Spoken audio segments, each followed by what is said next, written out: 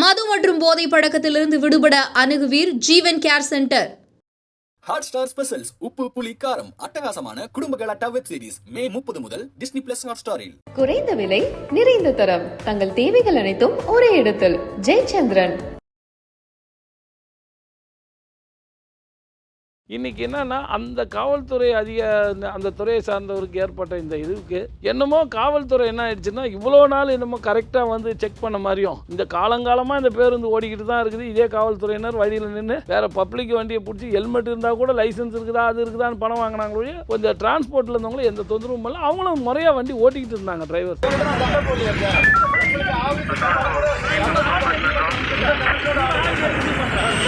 இந்த எடுத்துக்கிட்டிங்கன்னா தமிழ்நாடு பூரா 22,000 பேருந்து, கிட்டத்தட்ட 18,000 19,000 பேருந்து டெய்லி ஓட்டுறோம். ஒரே ஒரு வழக்கு நீங்கள் இந்த 3 வருஷத்தில் இந்த காவல்துறை அதிகாரி வந்து இந்த போக்குவரத்து டிரான்ஸ்போர்ட் வண்டியின் மேலே வழக்கு பதிவு பண்ண கிடையாது. அப்போ இவ்வளோ நாள் என்ன பண்ணியிருந்தீங்க? உங்களுக்கு ஒரு பிரச்சனை வந்த உடனே இன்னைக்கு தொழிலாளியை வந்து பாதிக்க வைக்கிற மாதிரி பண்ணிக்கிட்டு இருக்கீங்க. ஏதோ ஒரு எமர்ஜென்சிக்கு ஒருத்தன் ஓடியாரான் கையை நீட்டுறான் அப்படின்னா வண்டி ரோடு காலியாக இருந்தால் டிரைவர் வந்து பிரேக் அடிச்சு ஏற்றிக்கிறாரு ஒரு பேசஞ்சரை. அந்த மாதிரி ஏதோ ஒரு வண்டியை பிடிச்சிட்டு நீங்கள் எப்படி இந்த இடத்துல வண்டி நிறுத்தலாம், இங்கே பஸ் ஸ்டாண்டு இல்லை அப்படின்னு சொல்லி அதுக்கு ஒரு ஃபைனு. கண்டமானிக்கு இப்போ வந்து ஃபைன் போட ஆரம்பிச்சிருக்காங்க. அதாவது ஆட்டை கடிச்சு மாட்டை கடிச்சு மனுஷனை கடிக்கிற மாதிரி இந்த காவல்துறை வந்து விதிகளை மீறாமல் நாங்கள் வந்து ப்ராப்பராக தான் போகிறோம், இவங்க வந்து எங்களுக்கு வேணும்னே வந்து ஃபைன் போடுறாங்கன்னா அப்போ நீங்கள் சொல்லலாம் சார். இது அதுதான் நடக்குது சார். விதிகள் மீறி நான் வந்து கண்ட்ராக்டர்ஸ் வந்து சரி அவர் ஒரு அதிகாரி ஏதோ அவசரமாக போகிறாரு அப்படின்னு சொல்லிட்டு அவங்கள வந்து அலோவ் பண்ணிட்டு இருந்தாங்க. அது நம்ம வந்து தவறாக இருந்தாலும் கூட சில மனிதாபிமானத்தில் சில ஒரு ஸ்டாப்பு போகிறாரு விட்டுடலான்னு. இப்போ என்ன நடக்குது அப்படின்னா டிக்கெட் வாங்கணும், அது ரூல்ஸ் கிடையாது. உங்களுக்கு டிக்கெட் வாங்கணும், வாங்கிடுங்க தான் ஃபஸ்ட்டு. அதே மாதிரி கேட்க சார் நீங்கள்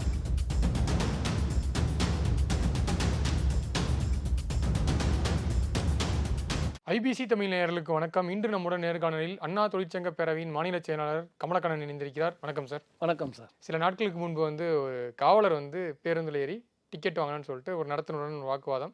ஸோ அதனை தொடர்ந்து வந்து அந்த காவலரிடம் விசாரணை செய்கிறேன்னு சொல்லிட்டு உயர் அதிகாரி முன்னாடி போய் ஆஜராகிருக்காரு. இப்போ அதனை தொடர்ந்து இப்போ பார்த்தீங்கன்னா விதிகளை மீறும் அரசு பேருந்துகளுக்கு போக்குவரத்து காவல்துறை வந்து தொடர்ச்சியாக அபராதங்களை வந்து விதித்த வண்ணம் உள்ளனர். இது எப்படி போகுதுன்னா அரசு போக்குவரத்து துறைக்கும் தமிழக காவல்துறைக்கும் என்ன சொல்கிறது, நாளுக்கு நாள் வந்து இந்த மோதல் போக்கு வந்து அதிகமாகிட்டே இருக்குது. இதை பற்றி என்ன நினைக்கிறீங்க சார்? சார், இது வந்து அன்னைக்கு நாங்குநேரியில் நடந்த அந்த சம்பவம் மிகவும் கண்டிக்கத்தக்கது. என்ன காரணம்னா காவல்துறையை சார்ந்தவர்கள் பேருந்தில் பயணிக்கணும்னு சொன்னால் வாரண்ட் கையில் இருக்கணும். வாரண்ட் இருந்தால் தான் அனுமதிக்கணுன்றது ரூல். அதாவது டிஸ்ட்ரிக்ட் விட்டு டிஸ்ட்ரிக்ட் போகிற மாதிரி. ஆமாம், அந்த வண்டியில் பயணம் செய்தாலே வாரண்ட் கையில் வச்சுருப்பாங்க. ஒரு கட்டத்தில் என்ன ஆயிடுச்சுன்னா ரெகுலராக வந்து யூனிஃபார்ம் போட்டு ஏறுறாங்க போகிறாங்க. எவ்வளோ பேர் இன்றைக்கி வந்து மகளிருக்கு இலவச பேருந்து இயக்கிட்டு இருக்கோம், நம்ம முதியோர்களுக்கு வண்டி கொடுக்குறோம், மாணவர்களுக்கு. அது மாதிரி இருக்கும்போது இந்த கண்ட்ராக்டர்ஸ் வந்து சரி அவர் ஒரு அதிகாரி ஏதோ அவசரமாக போகிறாரு அப்படின்னு சொல்லிட்டு அவங்கள வந்து அலோவ் பண்ணிட்டு இருந்தாங்க. அது நம்ம வந்து தவறாக இருந்தாலும் கூட சில மனிதாபிமானத்தில் சில ஒரு ஸ்டாப்பு போகிறாரு விட்டுடலான்னு. இப்போ என்ன நடக்குது அப்படின்னா போக்குவரத்து துறையில் சீர்தூக்கிறோம், நாங்கள் நேர்மையாக சரி பண்ணுறோம் போகிறோம்னு சொல்லி அதிகாரிகள் வந்து இன்றைக்கி வந்து செக்கிங் எல்லாம் வந்து அதிகப்படுத்த வரவேற்கிறோம். செக்கிங் பண்ண வேண்டியது தான். அதில் வந்து என்ன ஆயிடுச்சுன்னா அவங்களுக்கு பழிவாங்கிற மாதிரி இன்றைக்கி வந்து போய் ஒவ்வொரு கண்ட்ராக்டரையும் செக் பண்ணி 50 ரூபா 40 ரூபா 30 ரூபா ஏதாவது சில்லறையில் வச்சுருந்தா கூட அவங்களாம் மெமோ கொடுக்குறது ரொம்ப கஷ்டம்.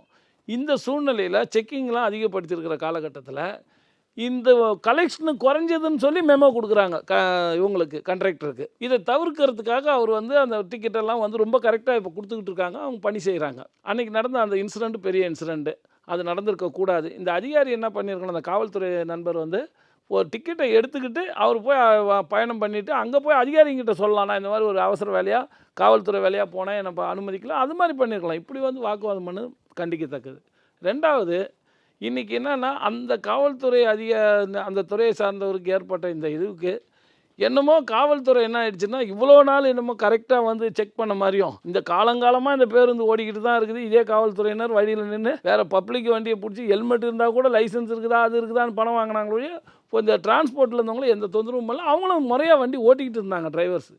இப்போ வந்து இந்த 3 நாளாக வந்து தேவையில்லாமல் தமிழ்நாடு பூரா ஃபைன் அமௌண்ட் போடுறது வந்து தவறு பண்ணால் கண்டிப்பாக நடவடிக்கை எடுக்கலாம். விதிகளை மீறிய ஓட்டுநர்களுக்கு அங்கே தான் தப்பு. இந்த இடத்துல நான் ஒரு இதை சொல்கிறேன். இப்போ ஒரு ஃபைன் வந்து போட்டிருக்காங்க, 5000 ரூபாய் ஃபைன் போட்டிருக்காங்க. இந்த கேஸில் என்ன விஷயம்னா கலாம்பாக்கம் பேருந்து நிலையம் சவுத்துலேருந்து வர வண்டிங்க 2 பேசஞ்சர் இறங்குறான்னு சொன்னால் லெஃப்ட் சைடில் இந்த பஸ் ஸ்டாண்டுக்கு எடுத்த மாதிரி இறக்கிட்டு இந்த வண்டி பிரிட்ஜு மேலே வந்து கோயம்பேடு வந்துடும்.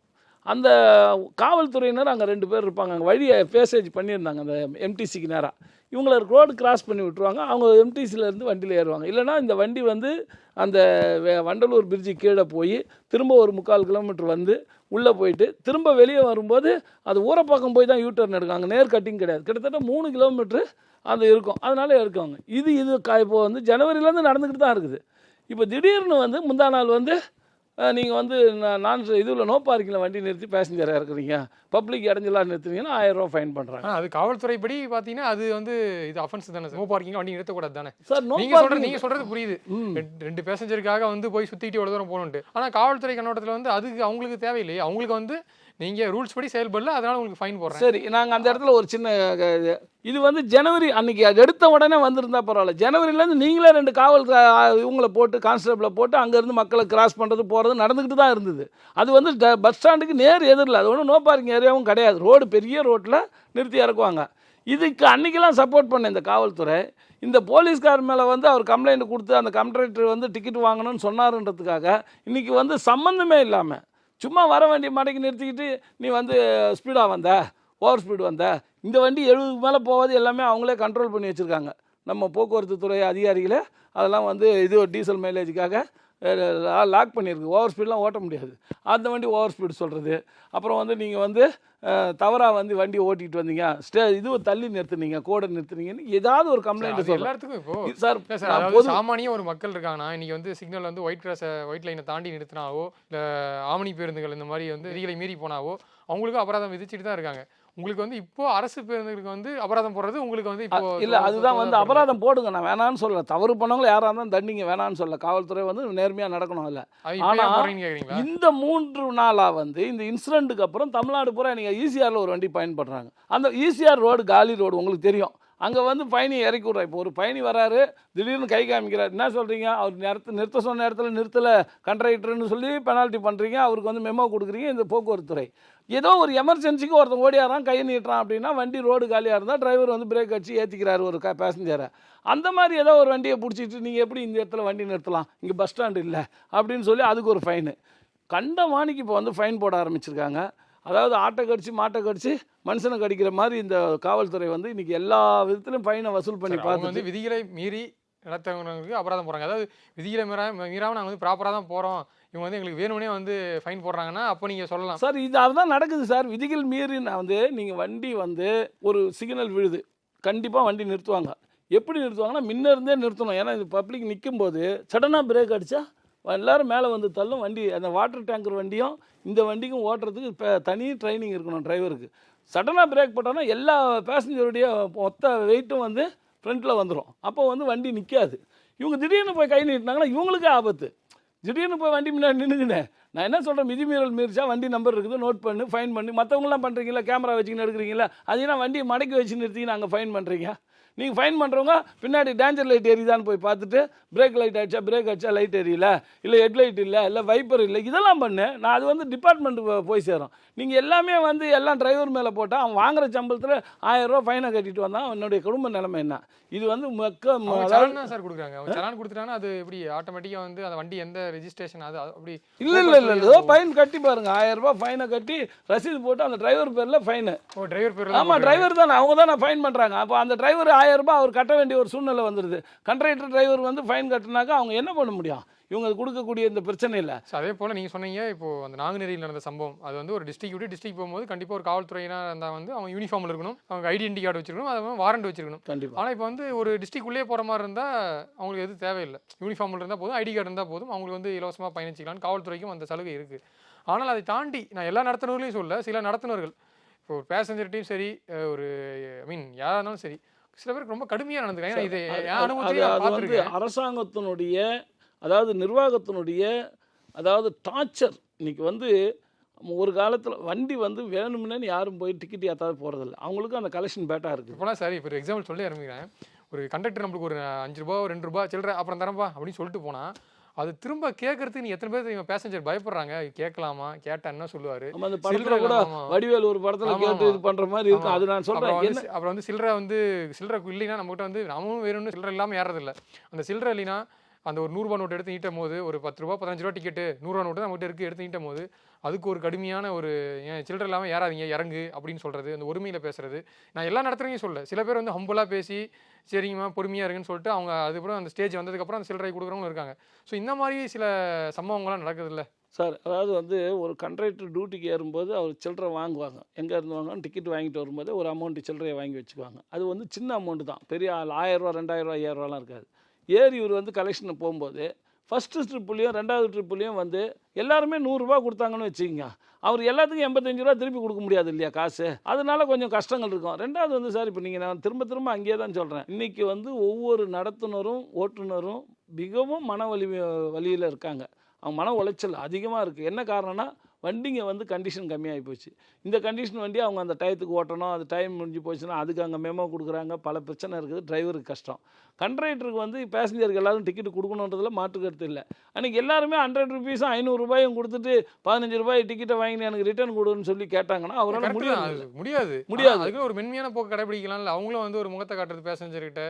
நீங்கள் நான் பர்சனலாக நிறைய ஃபேஸ் பண்ணியிருக்கேன். அது வந்து ஒரு 1% ஓட்டுநர் நடத்துனர்கள்கிட்ட அந்த மாதிரியான தவறான எண்ணங்கள் இருக்குது. சில ஓட்டுநர்கள் நல்ல நடத்துனர்கள் சிறப்பான முறையில் மக்களை வந்து கையாளுறாங்க.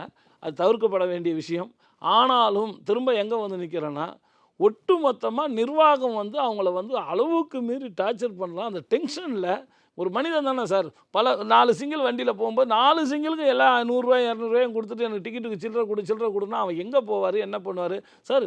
இங்கே ஒவ்வொரு பாயிண்டில் போய் வண்டி நின்று திரும்ப அடுத்த வண்டி எடுக்கிறதுக்கு 5 நிமிஷம் கூட டைம் இல்லை சார். இங்கே நீங்கள் பாரிஸில் போய் பார்த்தீங்கன்னா ஒரு கேமராவோட போய் நின்று பாருங்கள், வண்டி வரும் நிற்கும், அப்படியே அவருக்கு ரெஸ்ட் ரூம் போகிறதுக்கு கூட நேரம் இல்லை. அவர் எப்படி சில்லறை மாற்றிக்குவார், எப்படி பண்ணுவார்? வண்டிக்கெல்லாம் ரொம்ப ஏன்னா டிராஃபிக் ஆகி போச்சு. இப்போ எல்லாமே மெட்ரோ வேலை. சென்னை எடுத்துக்கிட்டிங்கன்னா லேட் ஆகுது. அந்த 1 மணி நேரத்தில் போக வேண்டிய இடம் 1:10க்கு தான் போகுது. அப்போ அந்த 10 நிமிஷம் அவங்களுக்கு கிடைக்கக்கூடிய அந்த ரெஸ்ட்டும் அதில் போயிடுது.